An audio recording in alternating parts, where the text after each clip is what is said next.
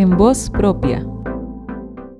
¿Qué tal, amigos y amigas? Muchísimas gracias por acompañarnos en un programa más de En Voz Propia, un espacio en el que pretendemos traerles a ustedes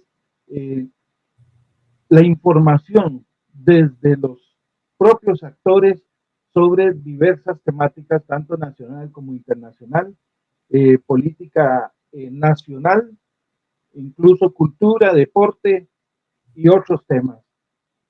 En esta oportunidad les traemos el tema de las pensiones, un tema que causa muchísima incertidumbre en la clase trabajadora costarricense, en el pueblo costarricense en general, y que pues preocupa a todos.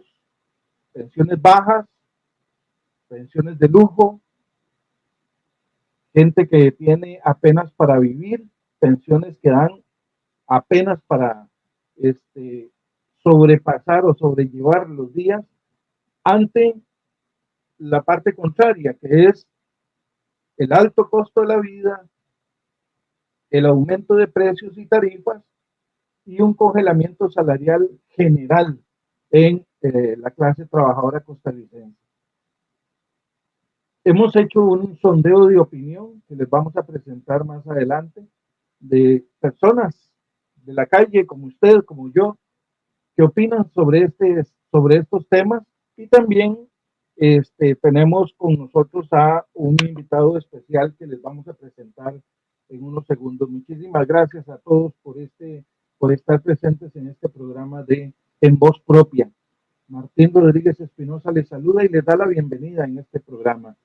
Hoy tenemos a un invitado especial. Él se llama Rafael Ángel Rojas Barrantes.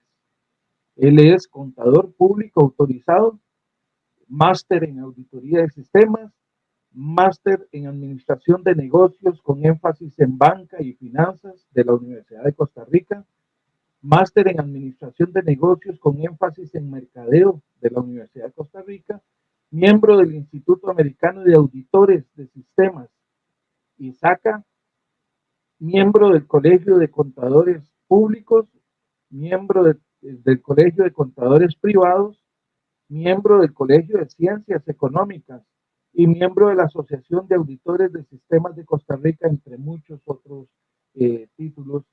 Así que tenemos a una persona versada sobre el tema que vamos a conversar con ustedes, y vamos a tratar de llegar de la forma más clara posible, porque esto también es un tema muy técnico, el cual requiere datos, estadísticas, leyes, fundamentos y versiones también de opinión con respecto al tema de las pensiones. Vamos a presentarles, y tengo el gusto de darle la bienvenida a nuestro amigo Rafael. Vamos a presentarlo acá. Buenas noches. Muy buenas noches, Rafa, ¿cómo estás? Bien, bien, gracias. Y gracias por invitarme. Bueno, como les decía, Rafa tiene la experiencia necesaria, tiene el conocimiento necesario también como para aclararnos un poco sobre toda esta situación, y vamos a tocar temas que esperamos, Rafa, que podamos ser lo más claros y puntuales posibles, porque esta es una temática muy compleja. Tal vez tengo varias preguntas, pero podemos empezar por una que tiene sus bemoles, tiene sus temas, que es el de la deuda del Estado con la seguridad social, y qué perspectivas se vislumbran para su recuperación y qué papel juegan en todo esto los patronos. Claro. Bueno, es la pregunta que todo el mundo se está haciendo ahora, porque cuando se anuncia las dificultades que tiene el IBM para mantener un fondo que cumpla las promesas que ha hecho a las personas que han cotizado al fondo, lo primero que destaca es la gran deuda que el Estado costarricense tiene con la seguridad social y en particular con el IBM. La deuda actual del Estado supera los 662 mil millones de colones. Eso es mucho dinero. y en los últimos años ha aumentado exponencialmente, más que en periodos anteriores. En el último año, por ejemplo, para el 2023, esa deuda aumentó en 167 mil millones de colones. Este gobierno no ha abonado nada a la deuda y si me preguntas qué papel juegan los patronos y el Estado en la resolución de este gran problema, que es la deuda que tiene el propio Estado con el IBM, lo que hay que decir es que hay una gran complicidad. No se han presentado en los presupuestos de la República las partidas presupuestarias para atender esa obligación, ni siquiera para abonarle. Y tuvimos la noticia de que el año pasado, el 27 de noviembre, llegó a manos de Rodrigo Arias el presupuesto de la República entregado por el ministro de Hacienda, Nogui Acosta. Y esa propuesta ordinaria de presupuesto no contenía ni nadie pidió que estuviera en esa propuesta de presupuesto el abono o la cancelación de la deuda del Estado con el IBM. Por el contrario, más bien se ha dicho que la caja está quebrada, que el IBM no tiene viabilidad, y eso para desanimar a la población en la defensa de su régimen de invalidez, vejez y muerte. Un presupuesto nacional para el 2024 de 12 billones 635 mil millones de colones, eso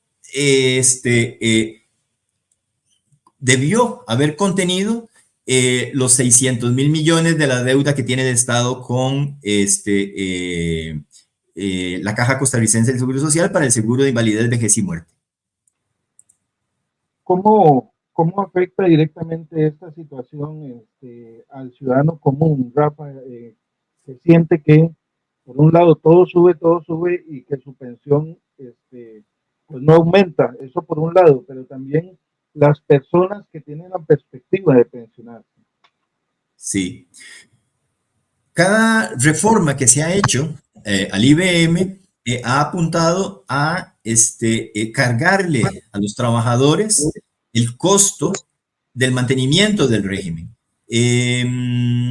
aumentando las edades de retiro, disminuyendo los beneficios que se otorgan con las pensiones, el monto de las pensiones, y también aumentando la cuota que mensualmente paga el trabajador para poder pensionarse con una pensión menor y a una edad mayor.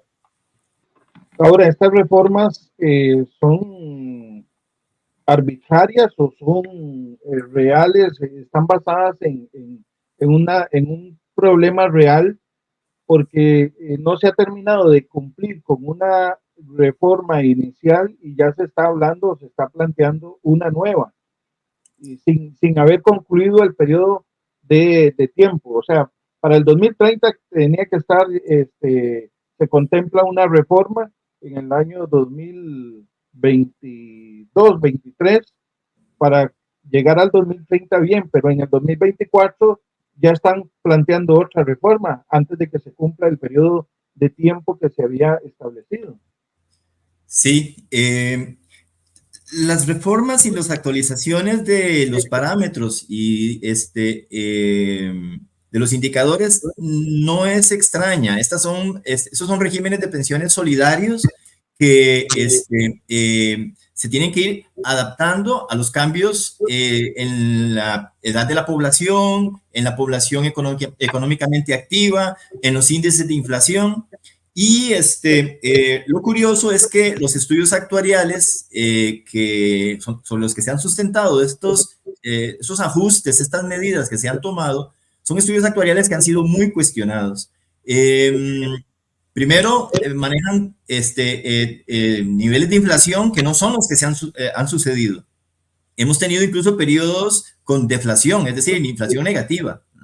Y además, los criterios con los que se distribuye la carga para sostener las pensiones pesan sobre todo y principalmente y a veces exclusivamente en los hombros de los trabajadores.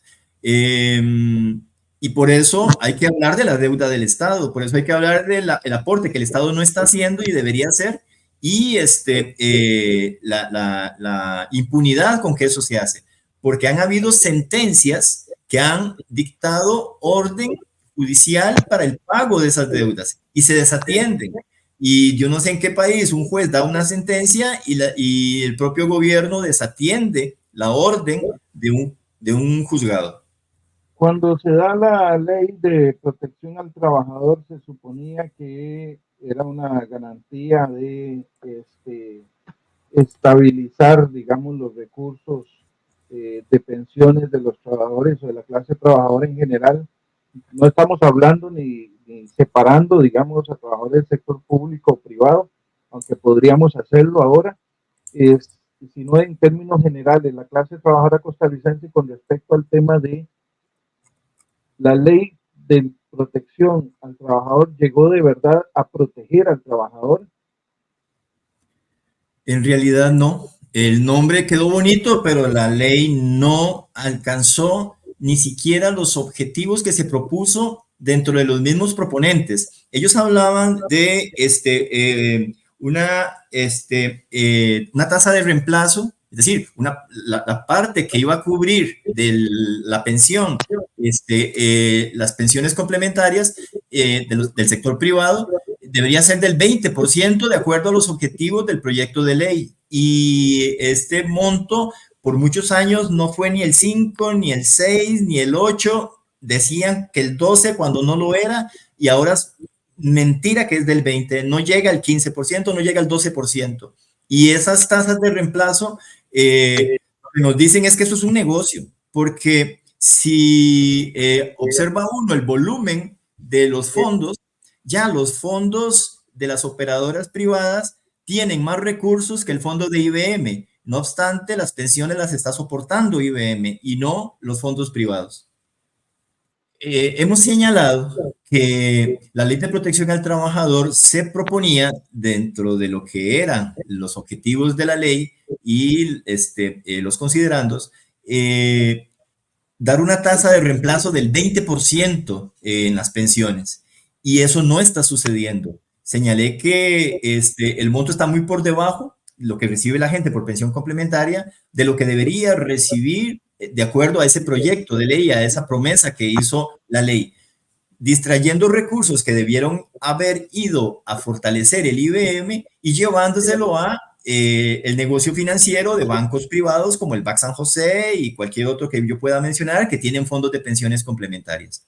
Estos negocios que están haciendo estas entidades financieras con las pensiones ya tienen un volumen mayor que el del IBM. Eso es mucho decir. Estas son cifras de la Superintendencia de Pensiones, datos originados en los estudios que realiza la superintendencia y datos que comparte la superintendencia. Están en la página de la SUPEN.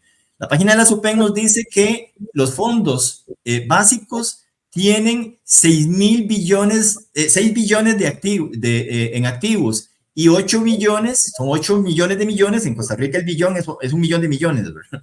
De total de inversiones, mientras que el régimen complementario ya va por 11.88 billones y los activos duplican, aquí lo podemos ver, los activos duplican los activos que tiene el IBM y el régimen básico, ¿verdad? Que no todo esto es IBM, eso hay que entenderlo. El dato del IBM tendría que verse en un informe de coyuntura que la misma superintendencia publica, y me voy a regresar aquí al título para que lo vean. Es un informe de coyuntura y supervisión de la superintendencia. Este tiene corte al tercer trimestre del 2021, pero ahí se van sacando los informes conforme los va publicando la superintendencia.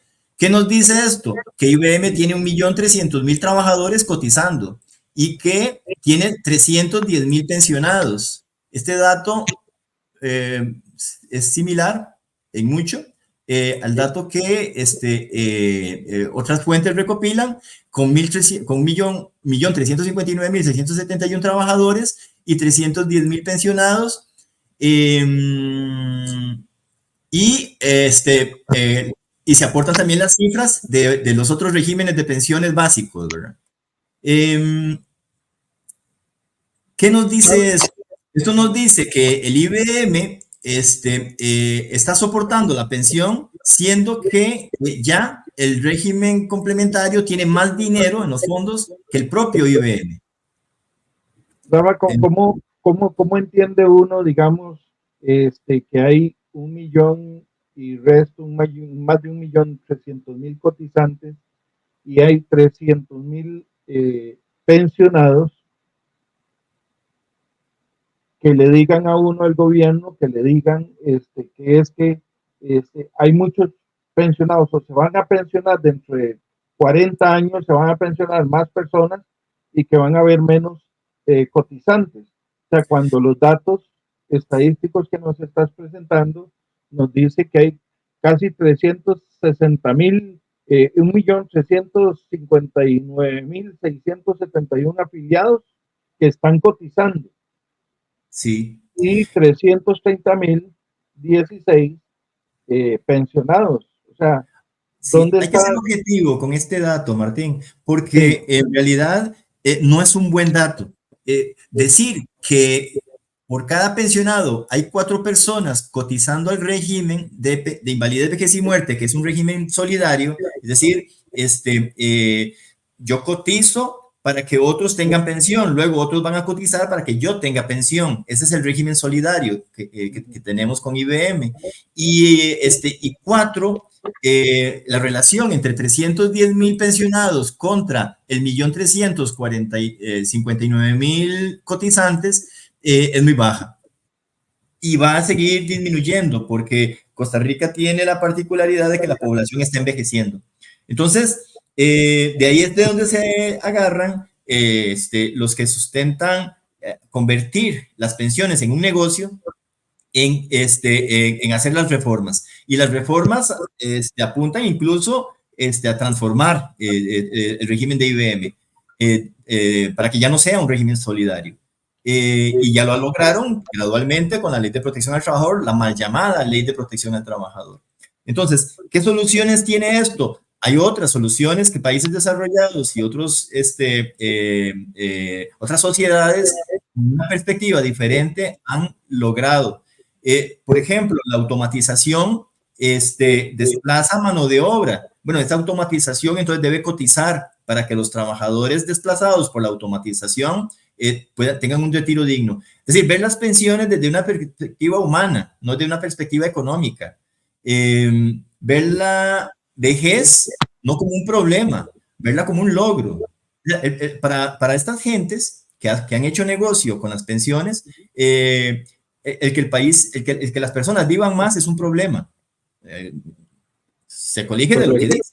Ellos lo presentan como un problema, que la población costarricense va envejeciendo y que tenemos una esperanza de vida muy alta y que ese es el problema. No, esa es la bendición más grande que tenemos, que Costa Rica tiene una esperanza de vida alta y la gente puede disfrutar de más años de vida.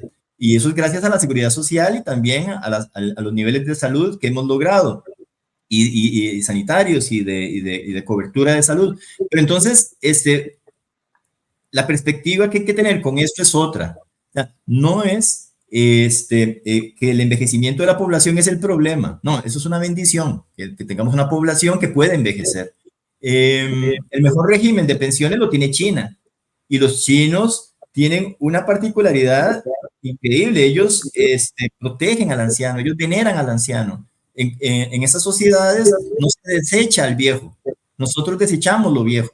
En la sociedad occidental, un mueble viejo es para botarlo. Ellos no.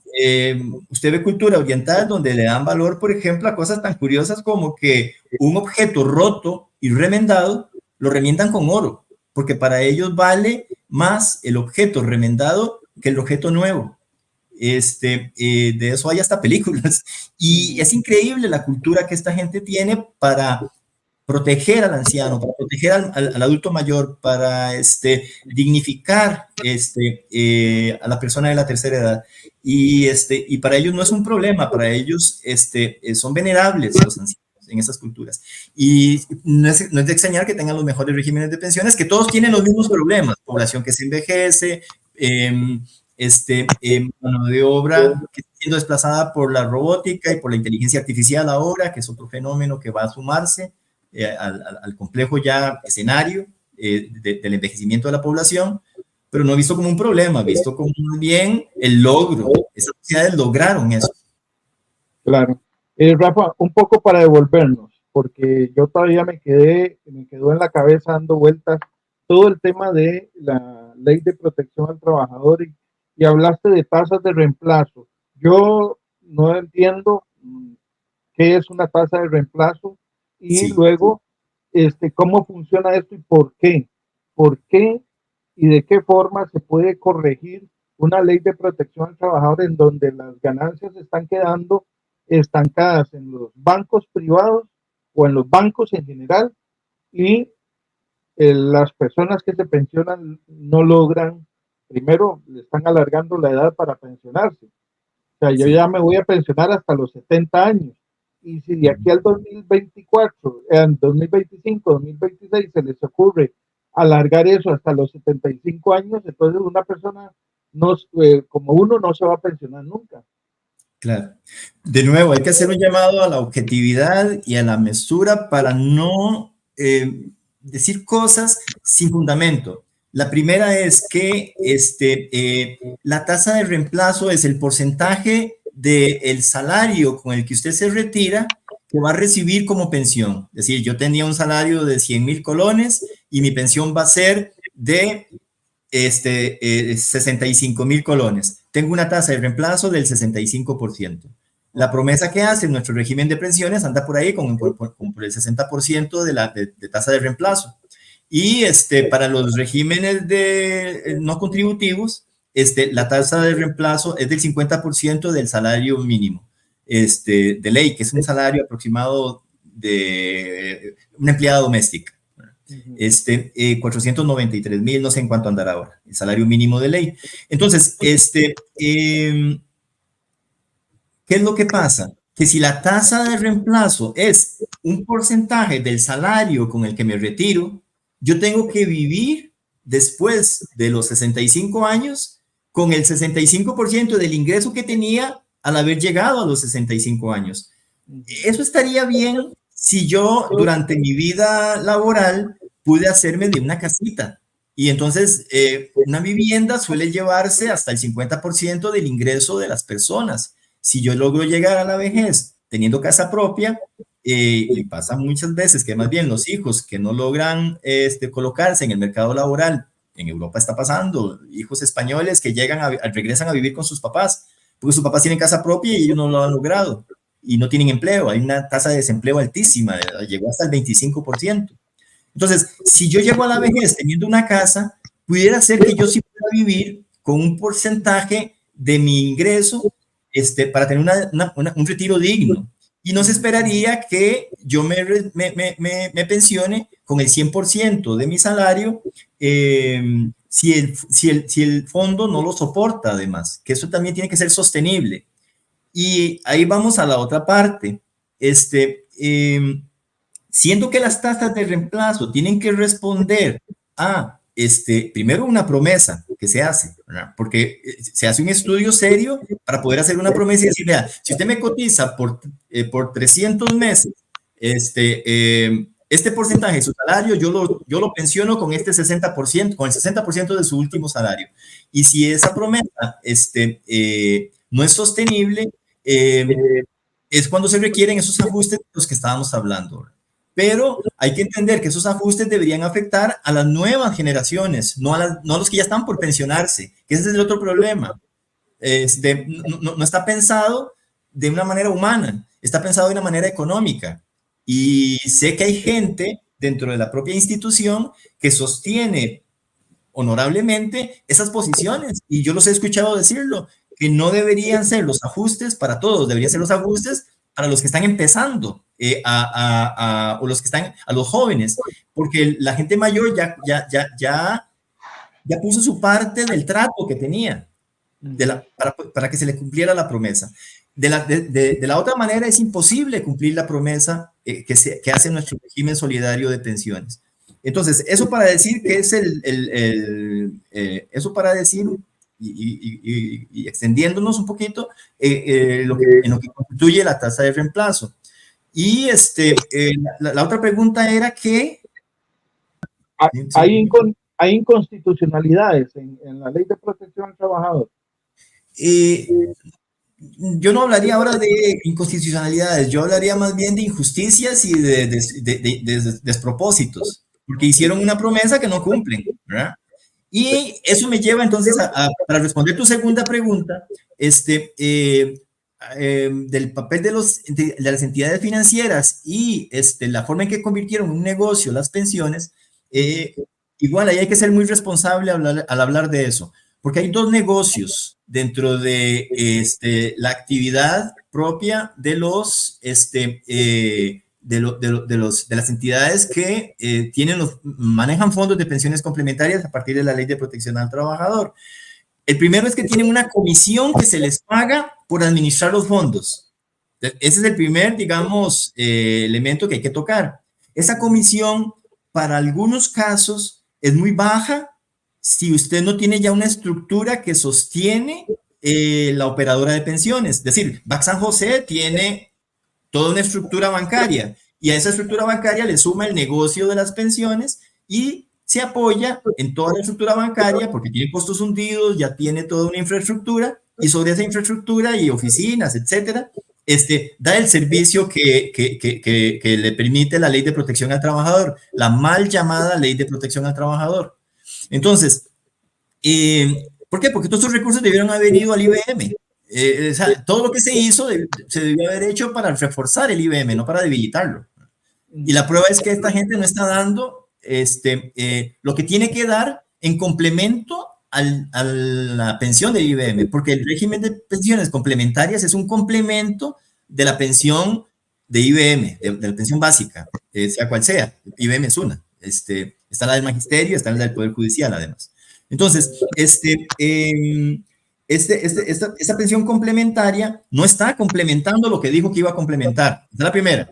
Y la segunda es que hay otro negocio en las entidades financieras, desde el que también mueven recursos de acuerdo a su conveniencia y de acuerdo a su juicio. Y es con la administración de los fondos. La administración de los fondos son negocios que se hacen para comprar y vender instrumentos financieros en los que se invierten los fondos de los trabajadores y ellos están administrando eso. Eso les da primero un gran poder y segundo también les da muchas posibilidades de transar negocios dentro de los negocios que ellos manejan. Voy a dar solo un ejemplo. Vamos a ver, una operadora invierte en el BAC San José y el BAC San José invierte en el Ministerio de Hacienda, los recursos que recibe de la operadora como una forma de diversificar riesgo, que piden que se diversifique el riesgo. ¿Por qué eso? ¿Por qué no invertir directamente donde está invirtiendo el BAC San José? ¿Para qué ponerlo de intermediario? Porque está... yo dije que es un despropósito, porque eso es un despropósito. Y estoy señalando un ejemplo concreto de lo que yo llamo despropósito. Entonces, me parece absurdo que operadoras de pensiones complementarias y la misma fondo de pensiones del IBM le entregue dinero al BAC San José para que el BAC San José vaya después a invertir en el Ministerio de Hacienda y en el Banco Central. No, tienen que hacerlo directamente aquellos en el Banco Central y en el Ministerio de Hacienda, sin dejar que un intermediario se lleve parte del negocio. Entonces, ese tipo de cosas suceden y están documentadas y yo las puedo demostrar para que piense que estoy diciendo cosas de las que no tengo pruebas. Pero son despropósitos. Entonces, hay dos negocios. Uno es el de la comisión que se paga por la administración de las pensiones, que puede ser insuficiente si usted no tiene la estructura que tienen estas entidades financieras, pero que además está la otra actividad económica, que es la gestión de los portafolios, no, sino más bien la, la compra y venta de instrumentos financieros desde el portafolio. Y eso tiene normalmente gente que pierde y gente que gana. En el sistema hay perdedores y ganadores, y cuando uno pierde, el otro gana. Y hay que ver quién es el que pierde y quién es el que gana. Últimamente los trabajadores han perdido con la volatilidad y con los altos niveles de riesgo versus rentabilidad que le han dado los fondos. ¿Te parece, Rafa, si vemos, nos dimos a la tarea de irnos a San José, ahí por la Avenida Central, y tuvimos la oportunidad de conversar o preguntarle a algunos ciudadanos y ciudadanas costarricenses, primero, si eran pensionados, si no eran pensionados, y segundo, quienes son pensionados, cómo sienten que ese monto de la pensión, si les alcanza para vivir, dado que hay un aumento del costo de la vida evidente, y si ese monto es para vivir. Y la segunda es con las personas que no son pensionadas y que tienen la perspectiva de pensionarse.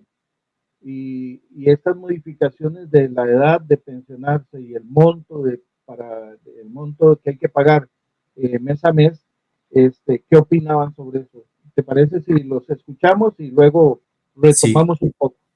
Sí, es bueno escuchar a la gente y entenderles. Okay. ¿Cuál es su nombre? Didier Gutiérrez. Didier Gutiérrez. Don Didier, usted no está pensionado todavía. Todavía no. ¿Cuánto le falta?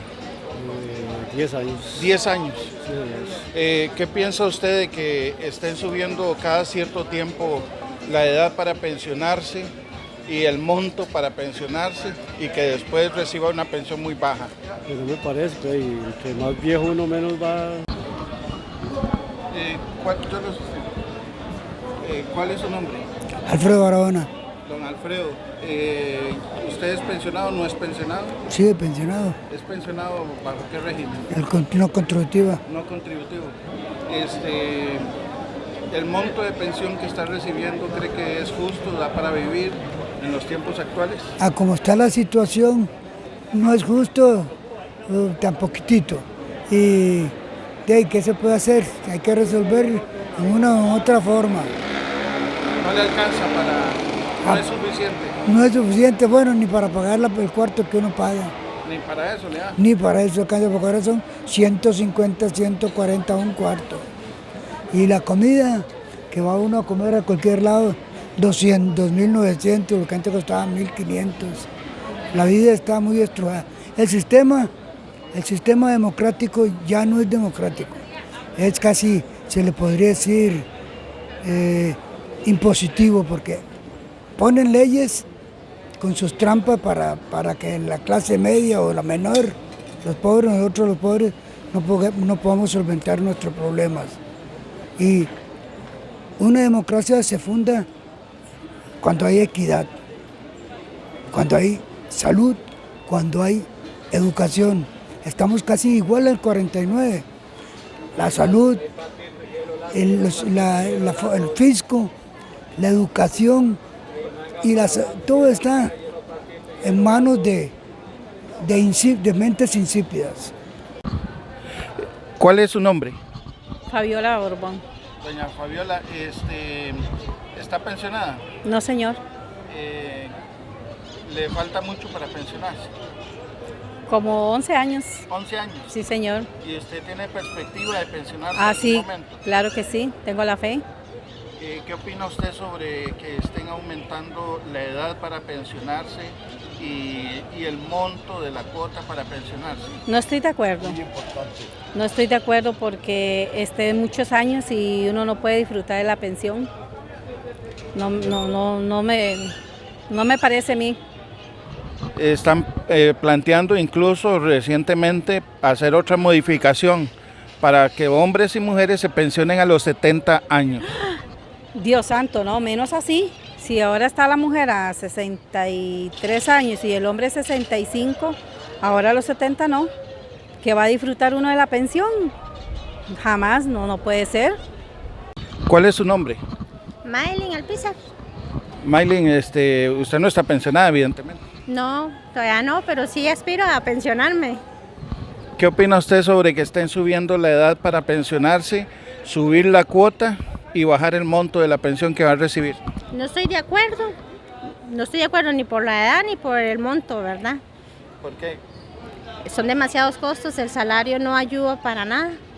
Y uno trabaja por un salario mínimo, ¿verdad? Y que estén subiendo el monto. Y tras de eso, la edad, uno no va a llegar a disfrutar lo que es la pensión. Sobre todo para las mujeres. Exacto. Nosotras las mujeres que a veces, bueno, todos trabajamos mucho, ¿verdad? Pero hay mujeres que sí se desgastan demasiado y hay muchas que no llegan a disfrutarlo. Quieren subir la edad para pensionarse a los 70 años para hombres y mujeres y subir las cuotas. No estoy de acuerdo. Y yo creo que el país no estaría de acuerdo ninguno, ¿verdad? Ya eso quedaría en cada quien y también del país de que soporte que el gobierno lo haga.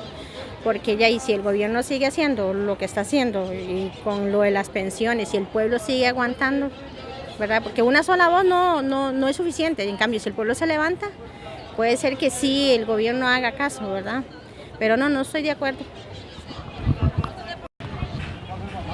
¿Cuál es su nombre? Francisco Ruiz, a la orden. Don Francisco, ¿usted está pensionado? Sí, señor, gracias a Dios. ¿Considera que la pensión que está recibiendo ayuda con el tema del costo de vida actualmente? No.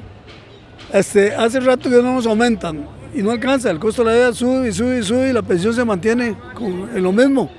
Y hace que unos 2, 3 años que nos aumentaron un poquillo, ya hasta ahí llegó la pensión, no volvieron a tocarla.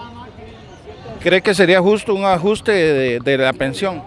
Sí, claro, porque sea un ajuste bueno, que alcance para todos, porque hay muy poco lo que aumentan. ¿En qué régimen está pensionado usted? Invalidez, vejez y muerte. IBM. Muchas gracias. ¿Cuál es su nombre? Luis Gustavo Bando Méndez. Don Luis Gustavo, ¿está pensionado? Sí, claro. ¿Bajo qué régimen? Del IBM, sí, de la caja.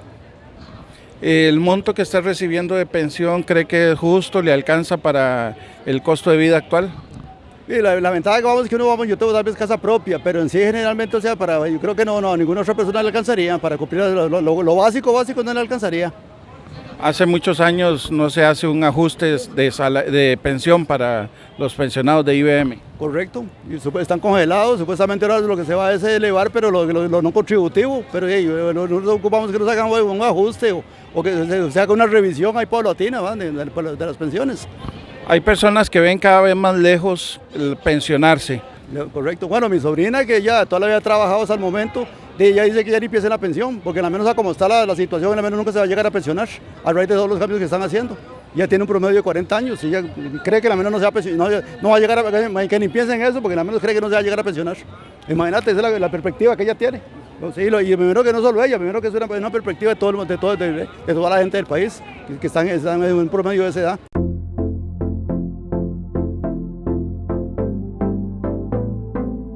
En voz propia. Bueno, Increíble. varias cosas, Rafa. Primero,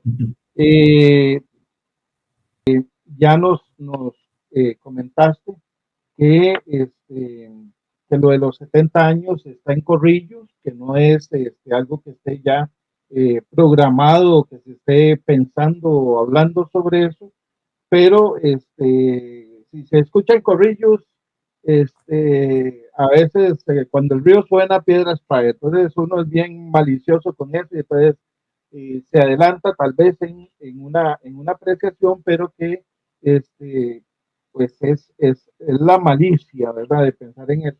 Segundo, lo que me gustaría preguntarte es, bueno, en las pensiones de la Caja Costarricense de Seguro Social no hay pensiones de lujo. Y luego, ¿cuál es la diferencia y qué son pensiones de lujo desde tu concepto? Y segundo, cuando se habla de ajustes de pensión, la pensión que reciba una persona de IBM se puede ajustar, subir o bajar. Ok, vamos por partes. Bueno, primero, escuchando a los entrevistados, coincido contigo de que la gente tiene un conocimiento limitado del tema. Y eso no es casual, es que estas reformas y todas estas disposiciones, muchas se hacen a espaldas de los trabajadores. Acaba de surgir una reforma importantísima que cambia el modelo de los fondos a fondos generacionales, y eso fue impuesto, eso no se discutió, eso no se democratizó. Hay una propuesta, aquí la tengo, voy a compartirla. Y entonces uno dice, de cómo la gente no sabe, no le cuentan. Y muchas decisiones se toman en las madrugadas del 31 de diciembre, en medio de los tamales y la gente en fiesta en Navidad, con los toros y con los topes y las fiestas navideñas, y resulta que se están tomando las decisiones más importantes. Entonces, el tema del desconocimiento no es casual, es que se maneja para que sea así, ¿verdad? Que la gente ande perdida, ¿verdad? Claro. Y este señor, por ejemplo, que tenía su casa propia, manifestó un poco lo que yo dije. Si usted durante la vida laboral logró hacerse de una casita, usted sabe que la casa es el 50% en muchos casos, el costo de la vivienda es el 50% del ingreso familiar, ¿verdad? Y eso es un factor que para el otro señor que no le alcanzaba ni para el cuartito, ¿verdad? Porque su pensión del régimen no contributivo es el monto que él menciona, un poquito más, ¿verdad?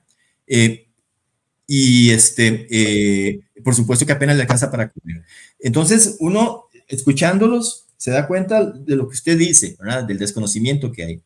Pero este señor, por ejemplo, si tiene casa, no le ha llegado el ruido que anda también, al igual que las reformas estas que ya se están impulsando por debajo, no le ha llegado el ruido de que quieren hacer que él, que ya está pensionado, también cotice. Entonces, poner a cotizar a los pensionados, eso es un discurso que ya anda aquí, en los medios costarricenses. Y entonces, así como él no sabe esto, ahora imagínense, y él que va a ser un afectado, ahora imagínense los que no son afectados, qué nivel de entendimiento y de interés van a tener en enterarse de eso, que además no les llega. Entonces, yo no acusaría a la gente de que ignora, yo acusaría a las autoridades que tienen que informar de que no informan. Para eso está el Canal 13, para eso están los presupuestos que se gastan por montones en campañas para levantar la imagen de un gobierno que solo gobierna para una minoría. Entonces, yo acusaría más bien a esos, que deforman los niveles de conciencia de la población. Cuando hablan de pensiones de lujo, ¿sabe qué dice la superintendencia que es una pensión de lujo? Y paso a su segunda pregunta. Dice la superintendencia que una pensión de lujo es una pensión para la que no se cotiza. Entonces yo le pregunto a los que piensan así, mira, qué interesante. Entonces todas las pensiones del régimen no contributivo son pensiones de lujo porque esa gente no cotizó para esas pensiones. Es decir, son una carga para el Estado. Ellos entienden que si yo pago, recibo, si no pago, no recibo, porque ellos ven el negocio financiero, ellos no ven personas, ellos no ven ancianos, ellos no ven gente, ellos no ven seres humanos, ellos ven cifras, y para ellos el envejecimiento es un problema. Que ese viejito esté vivo después de no haber cotizado y que siga vivo, para ellos eso es un problema. Se debió haber muerto antes para que el dinero alcanzara. Entonces, es terrible la lógica con la que estos ideólogos de la muerte ponen las cosas. No lo van a decir abiertamente, pero cuando hacen las definiciones, así lo definen. Una pensión de lujo es una pensión por la que usted no cotizó. No es cierto. Una pensión de lujo, verdaderamente, es una pensión descaradamente desproporcionada por la que usted no cotizó. Eso es. Pero no cualquier pensión por la que usted no pagó, porque el sistema solidario permite pensionar personas para darles un nivel de dignidad en la vejez que pudiera ser superior a lo que pagaron por tenerla. Y cuidado, con el promedio tan bajo de pensiones que tenemos, en el orden de los 430,000 colones, y son las cifras estas que están acá.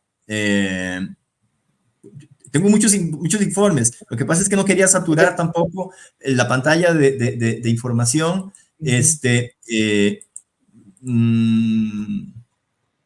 este creo que es relevante, porque este es los estudios generacionales, lo que fundamentó los estudios generacionales, que de eso vamos a tener que hablar también. Este que está acá, este es importante porque este es el informe de coyuntura para la evolución del sistema de pensiones, y aquí se ven esas cifras que estoy mencionando.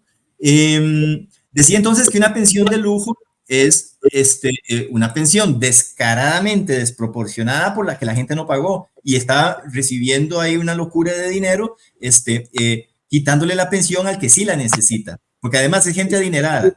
Estoy hablando de exministros, de diputados, de presidentes de la República con pensiones vitalicias que cogen sus hijos, que no las necesitan y que nunca cotizaron para ellas. Esos son pensiones de lujo. Pero el IBM no tiene pensiones de lujo, tiene un máximo de pensión. Y aquí en estos datos estarían, aquí se pueden ver los datos de cuál es el monto de las pensiones que reciben los costarricenses en el régimen del IBM. Cuando se critica, por ejemplo, el régimen del Poder Judicial y el poder y el del Magisterio Nacional, que son estas otras que están acá, esta es la de IBM, un 42% de las pensiones del volumen, de los principales fondos del primer pilar. Hay que preguntarse qué porcentaje del salario cotizó esta gente. Esta gente no cotizó el pequeño porcentaje que pudieran haber cotizado en otros regímenes, cotizaron mucho más. Y entonces, bueno, ahí hay que decir que esta gente cotizó para esos fondos y cotizó más. Y entonces tampoco se vale satanizar esos otros regímenes. Lo mío es defender el IBM, por supuesto, pero en el IBM no hay pensiones de lujo, hay pensiones solidarias de gente que necesita llegar a la ancianidad con un nivel mínimo de dignidad. Y ya este señor explicó que no le alcanza ni para pagar el cuarto y la comida, porque él tuvo la mala suerte de no llegar a la vejez con un cuartito propio. Claro. Sí. Eso sí son pensiones, eso no son pensiones de lujo. Él no pagó por esa pensión, pero esa no es una pensión de lujo. Y en la lógica de la superintendencia, sí. Ellos califican pensiones por las que no pago como una pensión de lujo. Barbaridad terrible. Correcto. Por la definición que da, es que si fueran más específicos en la definición, le estarían apuntando a todos esos otros vivarachos, ¿verdad? Que muchos son de cultura política, de donde ellos vienen o van. Claro. Y la otra es, se pueden hacer o se pueden hacer ajustes a la pensión. Claro. ¿A qué tipos de pensión se hace? A todas, es que se pueden ajustar por el índice de precios al consumidor, por inflación. Y no en Costa Rica, en todo el mundo. Si le cuento, se nos hace la boca agua. China acaba de hacer un ajuste a las pensiones del 30%. Es decir, usted recibía 100,000 colones, ahora va a recibir 130,000. Y entienden que hay que hacerlo, ¿verdad? Claro. Aquí el tema es que quien está gobernando y los que están manejando lo público no creen en lo público. Claro. Creen en lo privado. Es gente que va a defender de todo el negocio privado. Pusimos a gobernar lo público a gente que no cree en lo público. Claro. Es lo que pasa, en el fondo. Estudios generacionales, Rafa. Sí. Cuéntenos sobre lo de los estudios generacionales. Vamos a ver.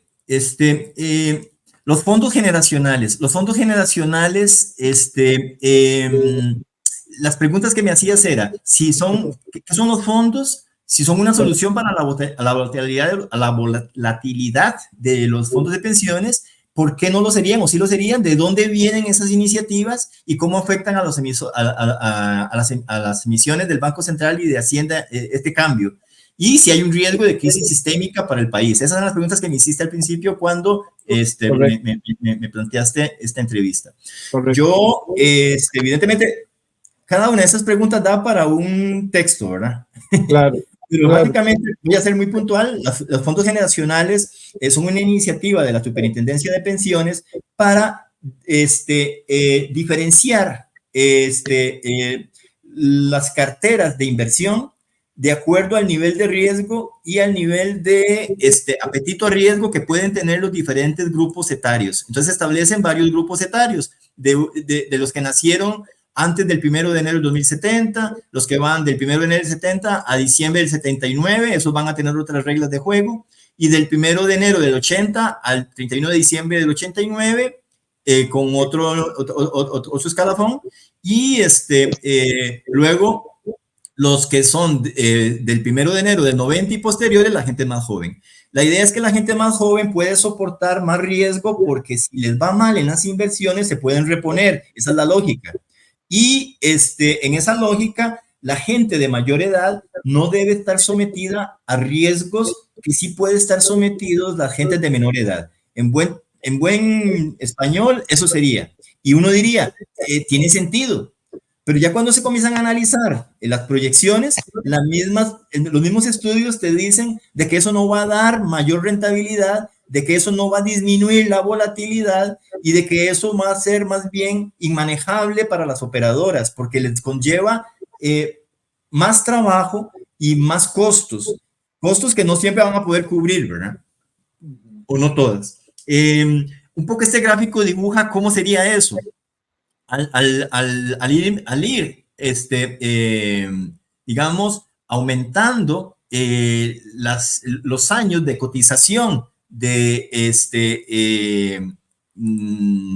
aportante al fondo, van cambiando digamos, los apetitos de riesgo y las posibilidades de invertir y las proporciones en las que se pueden invertir en los diferentes instrumentos de los fondos, de los portafolios y de los fondos de inversión de esos portafolios. Entonces, aquí habían varios problemas técnicos que se han ido resolviendo. Uno era que si yo tenía que salir de un fondo para entrar en otro, en ese momento iba a realizar pérdidas. Eso era contraproducente. Entonces, todo eso se ha ido trabajando para limar ese tipo de inconvenientes, que al principio no se planteaban, ahora ya los han ido atendiendo, pero no se hizo de esto un adecuado divulgación y consulta ni a las operadoras ni al público, ¿verdad? Entonces, fue puesto así a rajatabla. Y ahora a partir del 1 de octubre ya entran en funcionamiento y muchos no están preparados para eso, porque los sistemas informáticos, porque las carteras.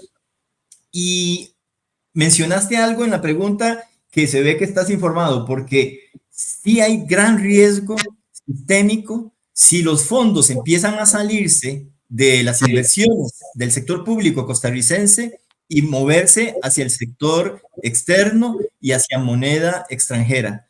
Eso va a dar un golpe a la capacidad del Ministerio de Hacienda y del Banco Central de captar recursos con los costos que hoy los está captando.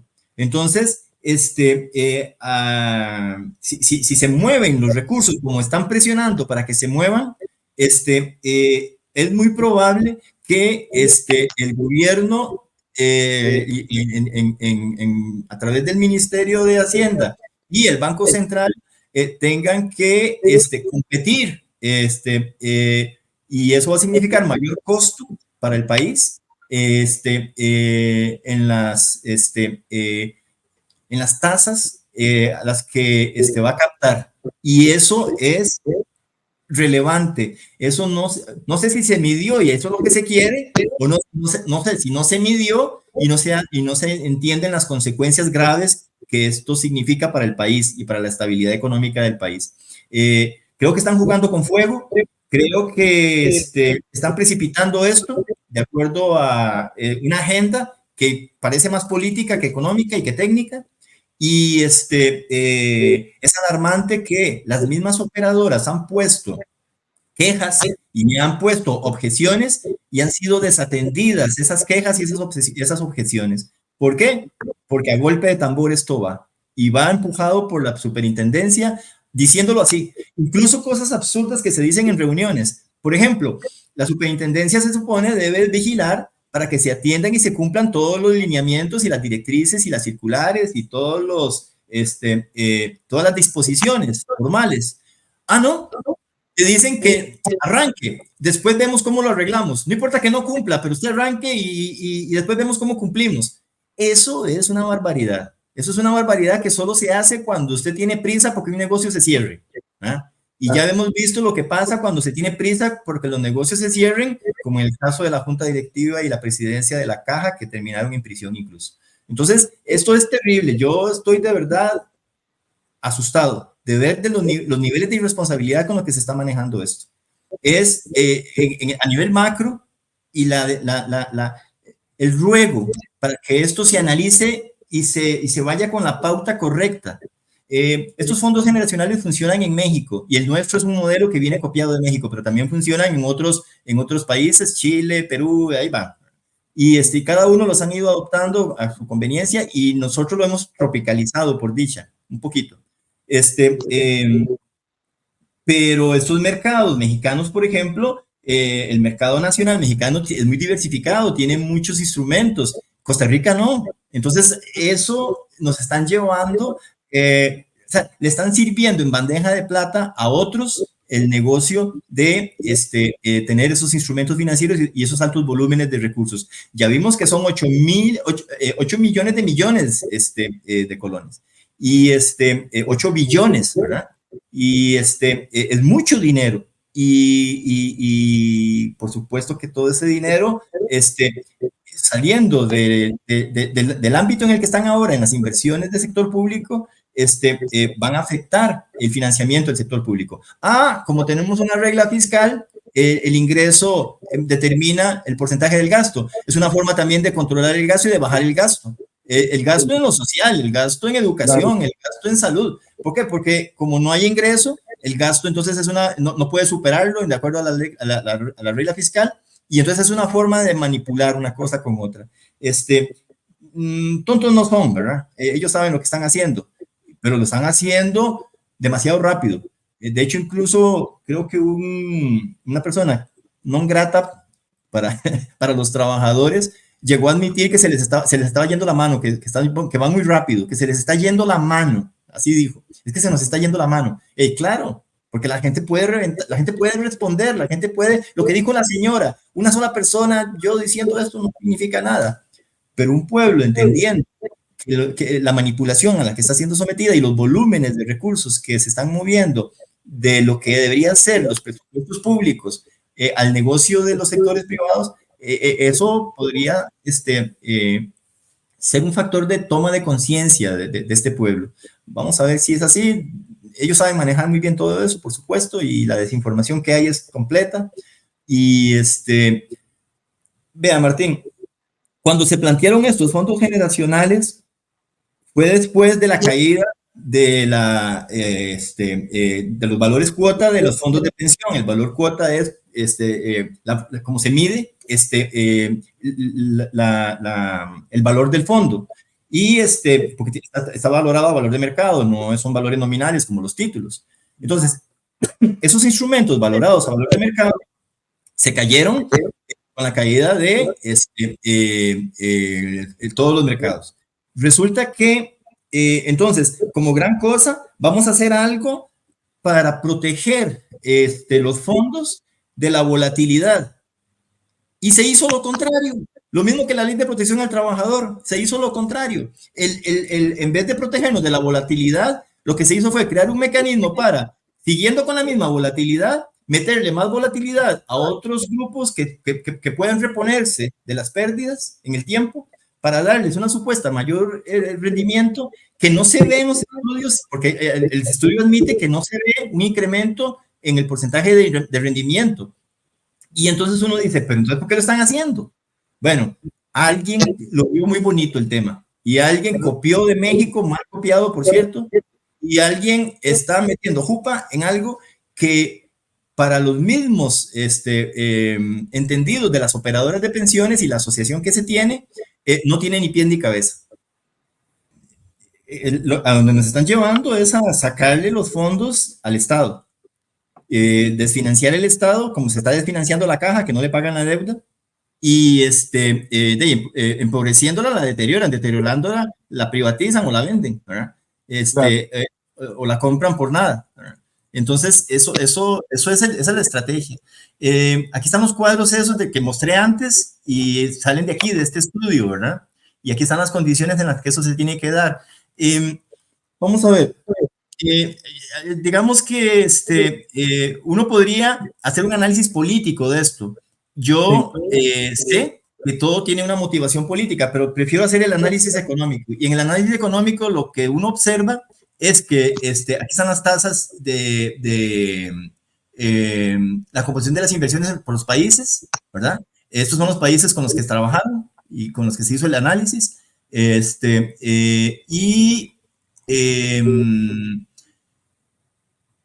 Esto en general muestra esos rendimientos esperados. Esto es el gráfico que copié arriba. Estas curvas son relevantes, pero yo creo que no entraríamos ahora a ver esto. Mira aquí, dice que, que en el punto óptimo se lograría alcanzar el rendimiento aproximado del 12%. Esos rendimientos ya se están alcanzando, ¿verdad? Con un riesgo asociado del 6%. Y el portafolio, en portafolios conservadores, la meta de rentabilidad nominal es cercana al 5%, que es lo que tenemos ahora con la crisis, ¿verdad? Por su parte, en portafolios agresivos, el rendimiento llega al 15%, que fue el número que enseñé arriba, este 15 de aquí. Bueno, es que sí. Este es moderado, es un punto medio, el punto amarillo ese, pero aquí en forma agresiva lo más es el 15%. Eso con promesas como la que hicieron con la Ley de Protección al Trabajador, ¿verdad? Que iba a haber una tasa de retraso del 20% que nunca se dio. Y entonces, aquí la composición de los activos oscila en un 85% en deuda, que son los títulos de gobierno, y un 20%, entre un 85 y un 20% en deuda en ciclos de vida de 40 años. Eso, porque lo hacen generacional, ¿verdad? Lo hacen por grupos de edad. Y aquí están los cuadros donde ellos plantean cuánto sería lo correspondiente a títulos representativos de propiedad. Esto que dice aquí, TRP, títulos representativos de propiedad, 30% contra un 100% en deuda. Uno diría, pero no suma, son 130. No, es que sugieren que yo puedo tener el 100 en deuda, hasta el 100, puedo tener el 70, entonces tendría hasta el 30 en títulos representativos de propiedad. Los títulos de deuda no tienen la volatilidad que tienen los otros instrumentos. Y entonces aquí es de donde sale la plata hacia afuera, ¿verdad? De plata que debería entrar al país. Hay una persona que quiero mencionar antes de que termines con esta entrevista, porque ya creo que hemos logrado muchos de los objetivos que te propusiste. Y es a don Mario de Bandas Brenes. Don Mario de Bandas Brenes se oponía a que la plata saliera del país porque son fondos de pensiones que manejan mucho dinero. Y Mario Bandas me decía, mira, Rafa, ¿qué sentido tiene que nosotros cojamos la plata que tenemos, la llevemos al extranjero y después vamos y les pedimos prestado en el extranjero para venir a hacer lo que tenemos que hacer? Lo que hay que hacer con ese dinero es trabajarlo aquí y trabajar obra pública y tener proyectos de inversión, pero así agresivos, que levanten el empleo en este país. La tasa de desempleo aquí está reflejada en estos cuadros de esta coyuntura que analiza la superintendencia, y son tasas que son mejorables por mucho.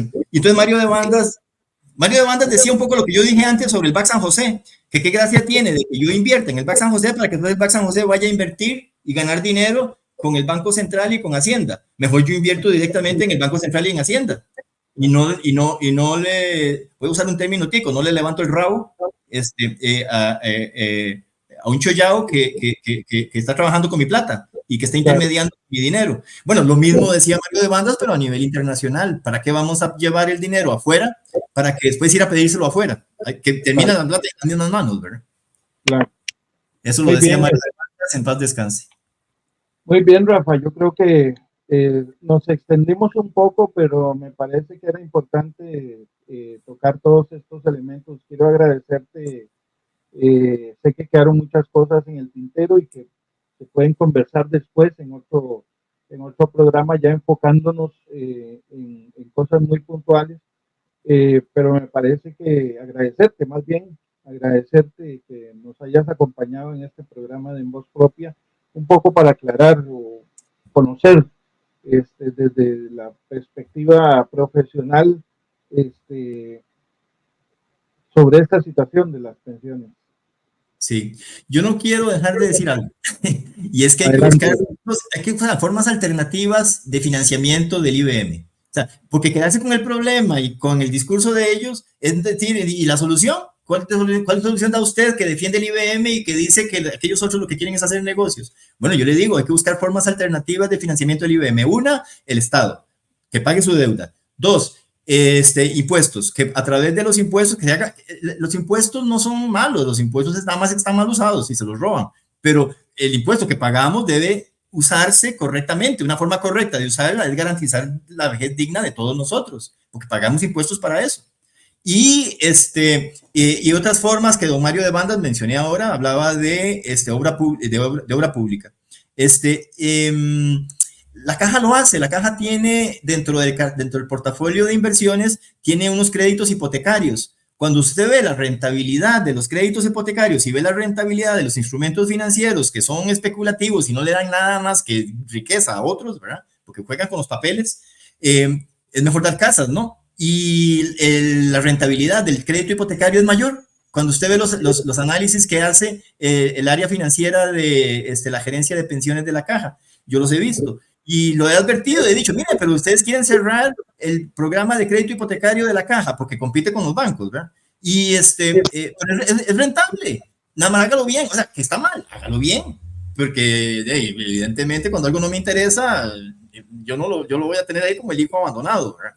Pero con las autoridades correctas que sí crean en lo público y que defiendan la dignidad del trabajador desde la perspectiva de la vida y no del dinero, ¿verdad? Porque el dinero es un medio, no un fin, pero para esta gente es un fin.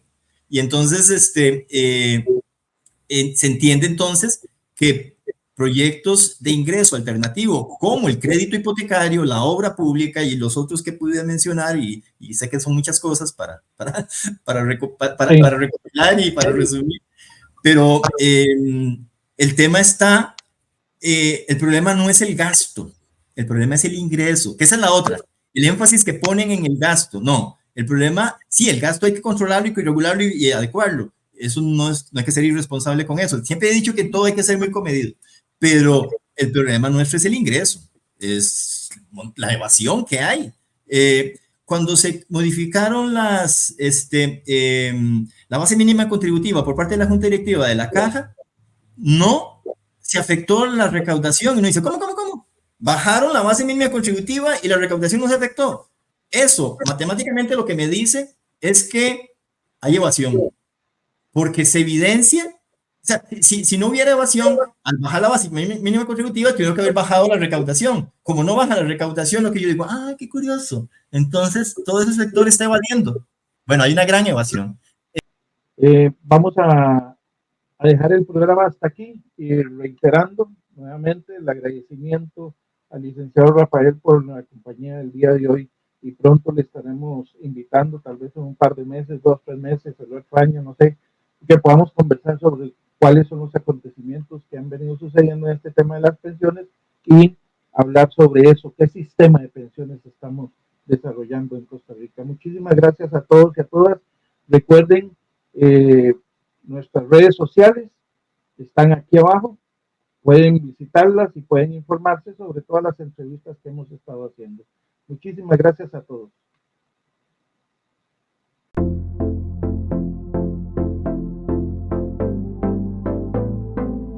En Voz Propia.